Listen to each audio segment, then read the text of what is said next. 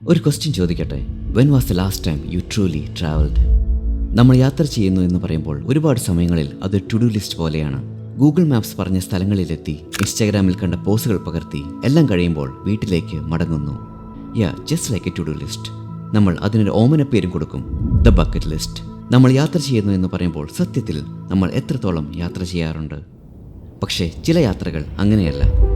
ചില യാത്രകൾക്ക് പ്ലാനില്ല. വഴി തെറ്റിപ്പോകുമ്പോഴാണ് ചിലപ്പോഴൊക്കെ അറിയാത്ത സ്ഥലങ്ങളെ നമ്മൾ കണ്ടെത്തുന്നത്. അല്ല, അറിയാത്ത സ്ഥലങ്ങൾ നമ്മെ കണ്ടെത്തുന്നത്. ഒരു ചെറുപുഴയുടെ അരികിൽ കിളികളുടെ ശബ്ദം കേട്ട് സമയവും കാലവും മറക്കുന്ന അവസ്ഥ. അതൊരു ഡെസ്റ്റിനേഷനല്ലായിരുന്നു, അതൊരു മൊമെൻ്റായിരുന്നു.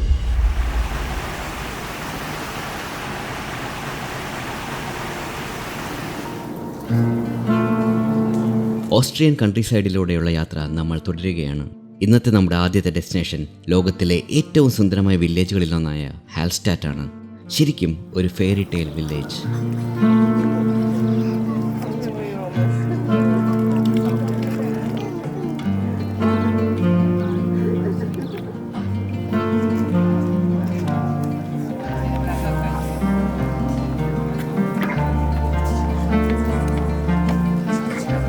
എന്താ നടക്കണറിയാ?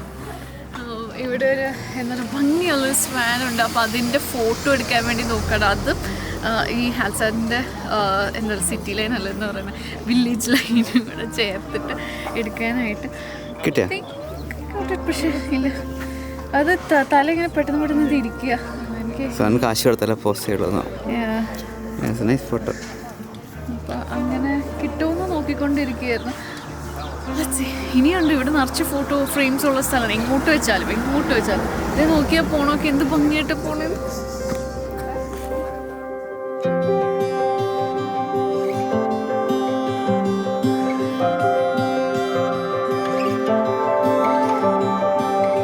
Cars to fix, bills to pay, homes to clean, meals to make.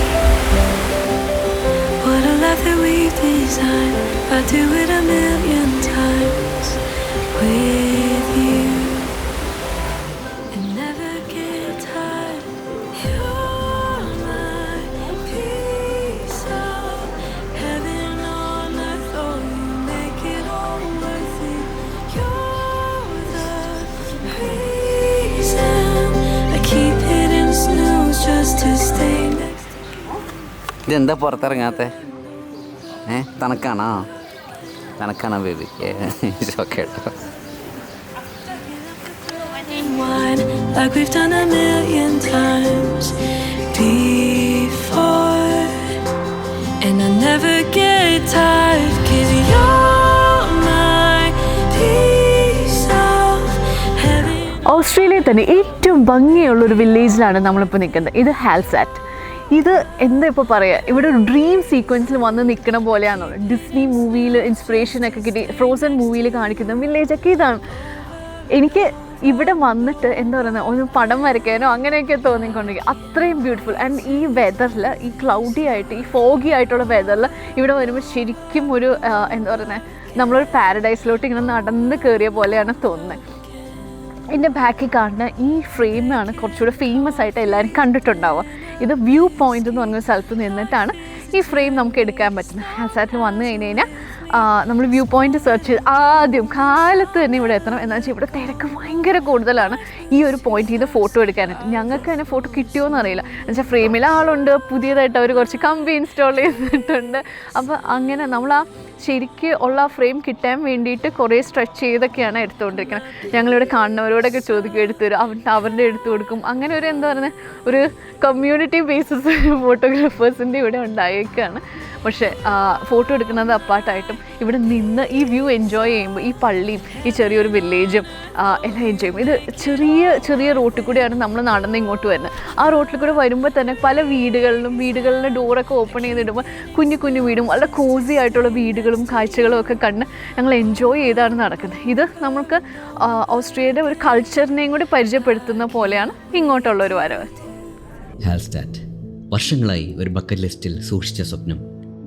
ഫോട്ടോകളിൽ, വീഡിയോകളിൽ, മറ്റുള്ളവരുടെ വ്ളോഗുകളിൽ എത്ര തവണ കണ്ടു അറിയില്ല. ഇന്ന് അത് ഞങ്ങൾ നേരിൽ കണ്ടു, ടിക്ക് മാർക്ക് അടിച്ചു. ഇനി ബാക്കിയുള്ള ദിവസം ഒരുപാട് യാത്രകൾ ഇവിടെ തന്നെ അവസാനിക്കും. ബക്കറ്റ് ലിസ്റ്റ് കംപ്ലീറ്റ് എന്ന് പറഞ്ഞ് പക്ഷേ ഇന്നത്തെ ദിവസം വ്യത്യസ്തമാണ്. പലപ്പോഴും യാത്ര തുടങ്ങും മുമ്പേ എല്ലാം നിശ്ചയിച്ച് വെക്കാറുണ്ട്. എവിടെ പോകണം, എത്ര മണിക്കൂർ ചിലവാക്കണം, എന്ത് കാണണം, ഒരു സിനിമയുടെ സ്ക്രിപ്റ്റ് പോലെ. പക്ഷേ ലൈഫിൻ്റെ ഏറ്റവും നല്ല സീനുകൾ സ്ക്രിപ്റ്റിലല്ലോ. ഞങ്ങൾ ഗൂഗിൾ മാപ്സ് അടച്ചു വെച്ചു. ഇനി ഞങ്ങൾക്ക് പ്ലാൻ ഒന്നുമില്ല. ഇന്നത്തെ ബാക്കി സമയം വഴി നമ്മെ എവിടേക്ക് കൊണ്ടുപോകുമെന്ന് നമുക്ക് നോക്കാം.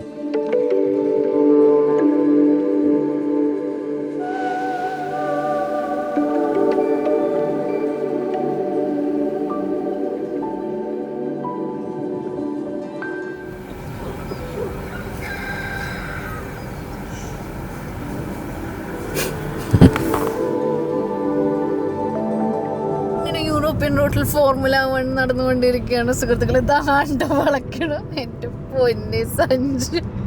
അവിടെ US എപ്പോഴും ഡിഫൻഡർ ഓടിക്കണം, അല്ലെങ്കിൽ ഇത് കത്തിക്കാൻ പറ്റാറില്ല. ഇതിപ്പോൾ ഒരു അത്യാവശ്യം പവറുള്ള ഒരു കുഞ്ഞിക്കാർ കിട്ടിയത് തന്നെ പറപ്പിച്ചുകൊണ്ടിരിക്കുകയാണ്. ഇവിടെ സ്പീഡ് ലിമിറ്റ് 100 ഇത്രയും വളവുള്ള സ്ഥലത്ത്. 100 kph മൈൽസ് അല്ല കേട്ടോ. അവിടെ US-ലാണെന്നുണ്ടെങ്കിൽ ഇതൊക്കെ ഒരു 20-30 മൈൽസ് പെർ അവർ സ്പീഡൊക്കെ കാണിക്കുള്ളൂ. ഇവന്മാർ മാക്സിമം ഫ്രീഡം തന്നേക്കാണ് കത്തിക്കാൻ വേണ്ടിയിട്ട്. അതുപോലെ വണ്ടികളൊന്നും അധികമില്ല. ഇടയ്ക്ക് വല്ലപ്പോഴും ഒരു വണ്ടികൾ ഈ സൈഡിലോട്ട് പറഞ്ഞുള്ളൂ. അങ്ങോട്ട് ഞങ്ങൾ നേരത്തെ വന്ന് കണ്ട കാരണം അൽസാറ്റെ കണ്ടു കഴിഞ്ഞു. ഞങ്ങളുടെ തിരിച്ചു പോയിക്കൊണ്ടിരിക്കുകയാണ്. അപ്പോൾ അതിനെ പറപ്പിച്ചുകൊണ്ടിരിക്കുകയാണ്. എന്നാണ് പോണത്. ഞാൻ പറയായിരുന്നു എന്നെ അടുത്താണ് അവിടെ വരുമ്പോൾ ഒരു പോർഷയും കൊണ്ടുവരണം, എന്നിട്ട് വേണം വെള്ളത്തിൽ കിടക്കാൻ. മാച്ചിനാന്ന് പറഞ്ഞിട്ടുണ്ട്. റെന്റ് തരാൻ പറഞ്ഞിട്ടുണ്ട്. Rent okay.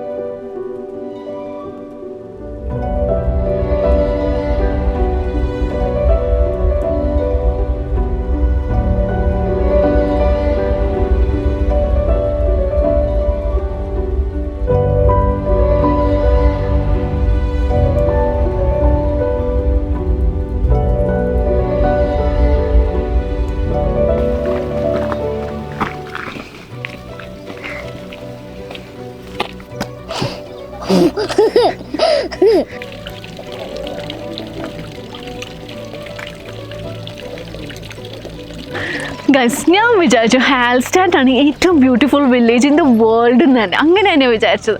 പക്ഷെ അവിടെ നിന്ന് ഒരു 20 മിനിറ്റ് വരുമ്പോൾ ഇതൊരു സീക്രട്ട് സ്പോട്ട് പോലെയാണ് കേട്ടോ. ഇവിടെ അധികം ടൂറിസ്റ്റും ഇല്ല.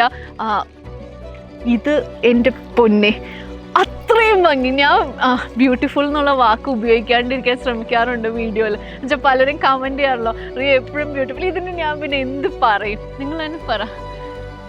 ഗ്രീനറിയും കണ്ണിന് കുളിർമയായിട്ട് നിൽക്കുന്ന മഴ ചെറുതായിട്ട് ചാറുന്നുണ്ട്. നിങ്ങളിവിടെ വരണം. ആര് ഓസ്ട്രേലിയക്ക് വന്നാലും ഇവിടെ വരണം എന്നാണ് ഞാൻ പറയണേ. ഇവിടെ എങ്ങോട്ട് തിരിഞ്ഞു നിങ്ങൾ ഫോട്ടോ ഞാൻ ഇപ്പോൾ ഒരു ഫാമിലിക്ക് ഫോട്ടോ എടുത്തു, നല്ല ഫോട്ടോ വന്നു. അത് എൻ്റെ സ്കില്ലല്ല ചേട്ടാ, ഈ സ്ഥലത്തിൻ്റെ ഭംഗി അത്രയും നല്ലതാണ്. എനിക്ക് വാക്ക് കിട്ടുന്നില്ല, എനിക്ക് കരച്ചിൽ വരുന്നുണ്ട് ഇവിടെ വന്നതിന്. എനിക്കറിയൂടെ ഞാൻ ഓവർ എക്സൈറ്റഡ് ആവുന്നതാണോ. മിസ്റ്റി ആയിട്ടുള്ള ഈ ഇത്രയും മിസ്റ്റീരിയസ് ആയിട്ടുള്ളൊരു ബ്യൂട്ടിയിൽ ഇതൊന്നും അങ്ങനെ ഒരു ടൂറിസ്റ്റ് സ്പോട്ടായിട്ടൊന്നും നമ്മുടെ മാപ്പിലോ അങ്ങനെയൊന്നും വരുന്ന സ്ഥലമല്ല. നമ്മൾ ജസ്റ്റ് ഒന്ന് ഫിഗർ ഔട്ട് ചെയ്ത് വരുന്ന സ്ഥലം. പക്ഷേ ഇതിൻ്റെ ലിങ്ക് ഞാൻ താഴെ കൊടുത്തേക്കാം, മാപ്പിൻ്റെ ലിങ്ക്. നിങ്ങൾ ഓസ്ട്രേലിയ വരുന്നുണ്ടെങ്കിൽ ഇവിടെ വരണം. അത്രയ്ക്ക് ഭംഗി. ഇവിടെ നിന്ന് നേരെ പോയി ലെഫ്റ്റ് ഇറങ്ങി അവിടെയാണ് സ്വർഗം കേട്ടോ. അങ്ങനത്തെ ഭംഗിയുള്ളൊരു സ്ഥലമാണിത്. എനിക്ക് വാക്കുകളില്ല. ഞാൻ മൈൻഡ് ബ്ലോൺ ആയിട്ട് നിൽക്കുകയാണ് ഇവിടെ. ഞാൻ കുറച്ച് നേരം അങ്ങോട്ട് തിരികെ നിൽക്കട്ടെ ഗൈസ്.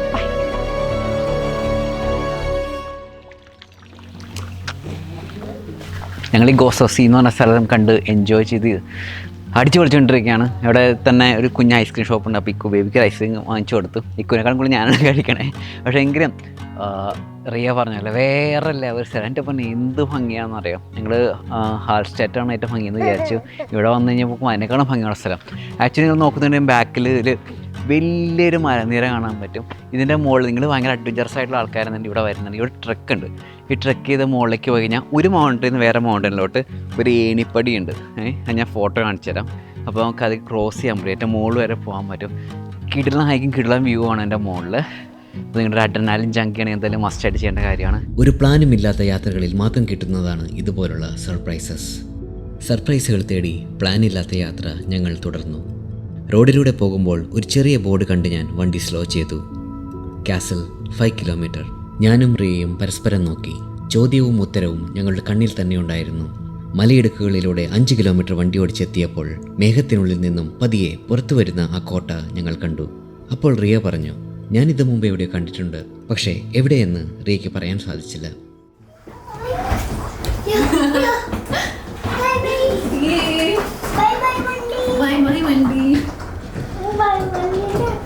നമ്മളിപ്പോൾ ഒരു വലിയ ലിഫ്റ്റ് കയറിയിട്ട് കുത്തനെയുള്ള ലിഫ്റ്റ് കയറി നമ്മളൊരു കാസിലോട്ട് പോവാണ്.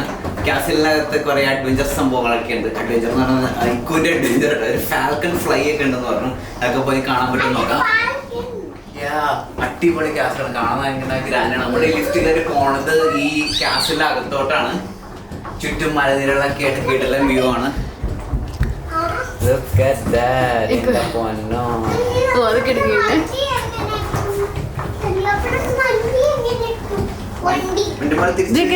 നമ്മളിന്റെ ഉള്ളോട്ട് കയറാതെ നോക്കേ. ഇതെങ്ങനെ ഇറങ്ങിയ നമ്മള്? അയ്യോ അയ്യോ അയ്യോ.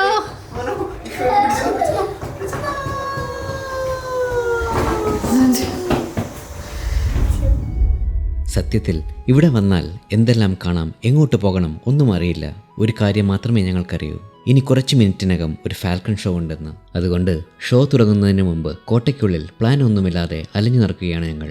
ഒരു വഴിയിൽ കയറി മറ്റൊരു വഴിയിലിറങ്ങി, അങ്ങനെ ഓരോ കോണിലും ചരിത്രമുണ്ട്, ഓരോ മതിലിലും കഥകളും. കാടിനും ആൽപ്സ് മലനിരകൾക്കുമിടയിൽ വലിയൊരു കോട്ട. 11-ാം നൂറ്റാണ്ടിൽ പണിത ഈ കോട്ട വർഷങ്ങളോളം യുദ്ധത്തിനും തടവറയ്ക്കും ഡിഫൻസ് ഫോർട്രസ്സായും ഉപയോഗിച്ചിരുന്നു. ഈ കോട്ടയിലൂടെ നടക്കുമ്പോൾ റിയ പറഞ്ഞുകൊണ്ടേയിരുന്നു, ഞാൻ ഇത് മുമ്പ് എവിടെയോ കണ്ടിട്ടുണ്ട്. ഇക്കു ബേബി ഏത് ബേർഡിനെ കാണാനാ പോണേ ഇപ്പോ? എങ്ങനെയായിരിക്കും ഫാൽക്കൺ ഫ്ലൈ ചെയ്യണ? എങ്ങനെയാ? ഒരുപാട് കൈട്ടടിച്ച് പോയി പറന്നു പോട്ടോ. ഇവിടെ ഫ്ലാപ്പ് ചെയ്ത് ഞാൻ പറഞ്ഞു. ഫ്ലൈ ചെയ്തു.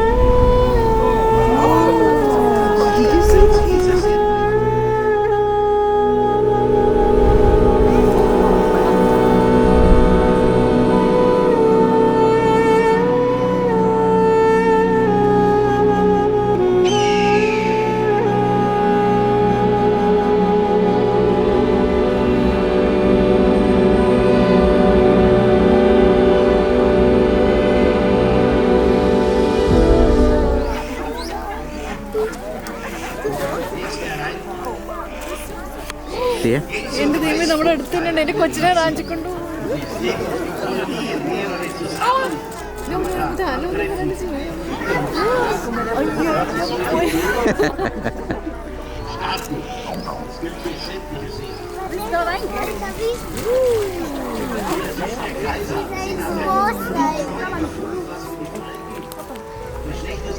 എന്തിനാ തിന്നണത്?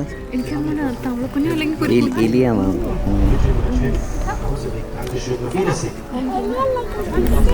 ഫിഷിനാണോ?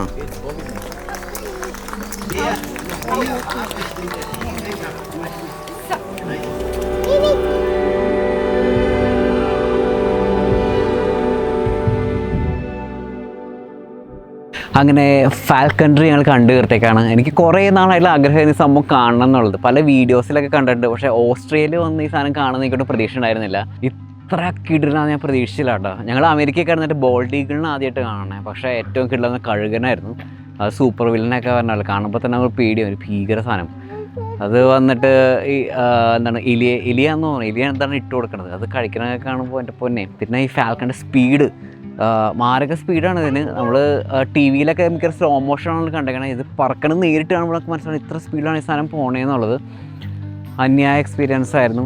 എന്തെങ്കിലും നിങ്ങൾക്ക് ഫാൽക്കൺ കാണാനായിട്ട് ഒരു ചാൻസ് കിട്ടുക എന്തായാലും നിങ്ങൾ കാണണം. ഇവിടുത്തെ ഏറ്റവും ഹൈലൈറ്റ് ആയിട്ടുള്ള സംഭവം എന്ന് പറഞ്ഞു കഴിഞ്ഞാൽ ഈ ലൊക്കേഷനാണ്.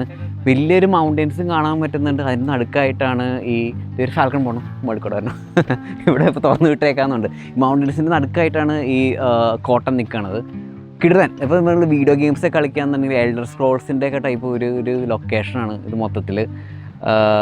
ഈ ഷിവൽറി എന്ന് പറഞ്ഞ പണ്ടത്തെ ഒരു വീഡിയോ ഗെയിം ഉണ്ടെങ്കിൽ ഓർക്കുന്നുണ്ടെങ്കിൽ അപ്പോൾ അതിനകത്തുള്ള ലൊക്കേഷൻ എനിക്ക് തോന്നുന്നു ഇതിനൊക്കെ ഇൻസ്പയർഡ് ആയിട്ട് ചെയ്തേക്കണം. അതിലുണ്ട് ഈ ഫാൽക്കൺട്രി സംഭവങ്ങളൊക്കെ. അപ്പോൾ അതൊക്കെ പണ്ട് 10-12 വയസ്സുള്ള വീഡിയോ ഗെയിമിൽ കളിച്ചതാണ്. അതൊക്കെ നേരി കാണാൻ പറ്റുന്നത് വലിയൊരു ലക്കിയായിട്ട് ഞാൻ കരുതുന്നു. എന്തായാലും കിടന്ന ലൊക്കേഷൻ. ഞാൻ ഇതുവരെ കണ്ടിരിക്കുന്ന ഏറ്റവും ബ്യൂട്ടിഫുൾ ആയിട്ടുള്ള വൺ ഓഫ് ദ കോട്ട തന്നെയാണ് ഇത്. എന്തായാലും എൻജോയ് ചെയ്തിട്ടൊക്കെയാണ്. ഇനിയും കുറച്ചുകൂടി എക്സ്പ്ലോർ ചെയ്യാൻ ബാക്കിയുണ്ടെന്ന് തോന്നുന്നു. നമുക്ക് എക്സ്പ്ലോർ ചെയ്തിട്ടാണ്. Let's go.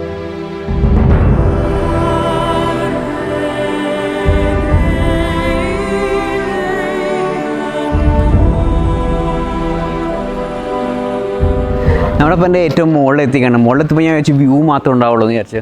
പക്ഷേ ഈ കാസലിൻ്റെ നടുക്കായിട്ടൊരു അടിപൊളി കോട്ടയാടുണ്ട്. 4 സ്ഥലത്തും ഈ കാസലിൻ്റെ ഷേപ്പിലുള്ള സംഭവം കണ്ടല്ലേ. 4 സൈഡിലുണ്ട്. ബാക്ക്ഗ്രൗണ്ടാണ് വലിയ മലയാളം കാണാം. കണ്ട് എൻജോയ് ചെയ്തുകൊണ്ടിരിക്കുകയാണ്. Very interesting and very beautiful spot. Let's go. Castle explore ചെയ്ത് കഴിഞ്ഞ് കോട്ടയാടിൽ വിശ്രമിച്ചിരിക്കുമ്പോൾ റിയ ഒരാളുമായി സംസാരിക്കുന്നത് ഞാൻ കണ്ടു. അല്പസമയത്തിന് ശേഷം റിയ എൻ്റെ അടുത്തേക്ക് ഓടി വന്നു. മുഖത്ത് സന്തോഷം, കണ്ണിൽ ചെറിയ നനവ്. എന്താ സംഭവം? ഞാൻ ചോദിച്ചു. റിയ ചിരിച്ചുകൊണ്ട് പറഞ്ഞു, ഞാനിപ്പോൾ എവിടെയാണെന്ന് എനിക്ക് വിശ്വസിക്കാൻ പറ്റുന്നില്ല സഞ്ജു. നീ വേഗം വണ്ടിയെടുക്ക്. എങ്ങോട്ട്? ഞാൻ ചോദിച്ചു. എനിക്ക് വളരെ സ്പെഷ്യലായ ഒരു സ്ഥലത്തേക്ക്, റിയ പറഞ്ഞു. ഏകദേശം ഒരു 24 വർഷം മുമ്പ് ഞാനൊരു ദിവസം വീട്ടിലെത്തിക്കഴിഞ്ഞപ്പോൾ അപ്പോൾ ഒരു CD ആണോ കാസറ്റ് ആണോ എന്ന് ഞാൻ ഓർക്കുന്നില്ല, എടുത്തിട്ട് വന്നിട്ട് പറഞ്ഞു ഇതൊരു ക്ലാസിക് മൂവിയാണ്, ഇത് കാണണം എന്ന്.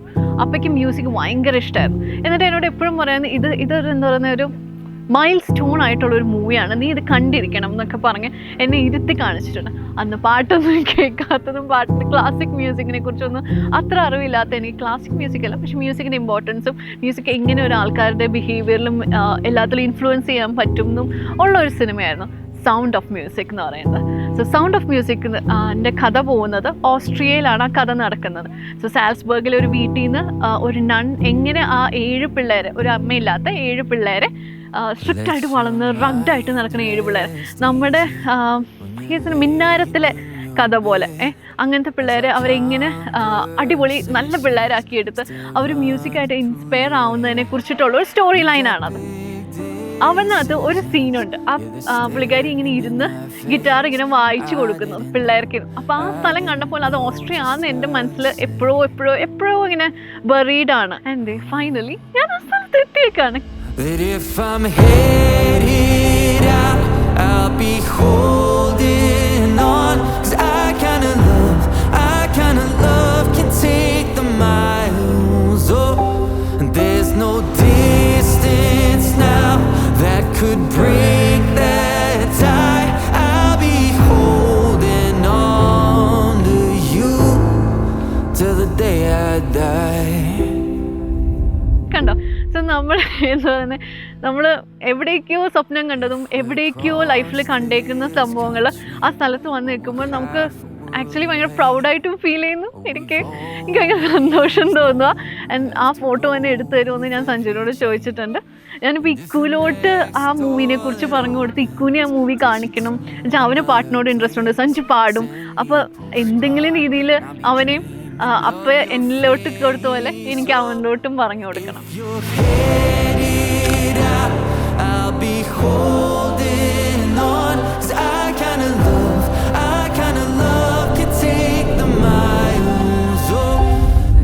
ചില യാത്രകൾ ഇങ്ങനെയാണ്. ഹാൽസ്റ്റാറ്റ് കാണാൻ വന്ന ഈ യാത്ര അവസാനം നമ്മെ കൊണ്ടെത്തിച്ചത് ഹൃദയത്തോട് ചേർന്നിരിക്കുന്ന ഒരു ഓർമ്മയിലേക്കാണ്, ഒരു കോർ മെമ്മറിയിലേക്ക്. കഴിഞ്ഞ 10 വർഷത്തെ ഞങ്ങളുടെ യാത്രകളിൽ വളരെ അപൂർവമായി സംഭവിച്ച ഒന്ന്. യാത്രക്കിറങ്ങി ബക്കറ്റ് ലിസ്റ്റ് എല്ലാം ടിക്ക് ചെയ്യാനുള്ള നമ്മുടെ നെട്ടോട്ടത്തിൽ നമുക്ക് മിസ്സാവുന്നത് ഇതുപോലുള്ള മൊമെന്റ്സ് ആയിരിക്കും. ഈ യാത്ര ഞങ്ങളെ പഠിപ്പിച്ചത് ഇതാണ്. Travel is not just about ticking off places, it's about carrying back pieces of love, pieces of memory and pieces of ourselves. വർഷങ്ങൾക്ക് ശേഷം ഇന്ന് ഞങ്ങൾക്ക് ആദ്യമായി തോന്നി, ടുഡേ വി ട്രൂലി ട്രാവൽഡ്. ഇനി ചോദ്യം താങ്കളോടാണ്. When was the last time you truly travelled? That if I'm headed out, I'll be home.